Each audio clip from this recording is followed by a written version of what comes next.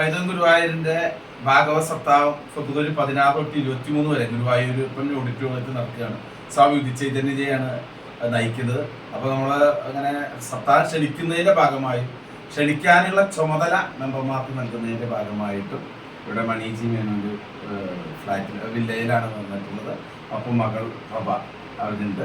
അത് ഏറ്റുവാങ്ങിയിട്ട് പരമാവധി ആളുകളെ ബന്ധുക്കളെ നാട്ടുകാരെയൊക്കെ ക്ഷണിച്ച് ആ സപ്താഹം വിപുലീകരിക്കണം, അല്ലെങ്കിൽ പ്രൗഢഗംഭീരമാക്കണമെന്ന് അഭ്യർത്ഥിക്കാനാണ് വന്നിട്ടുള്ളത്.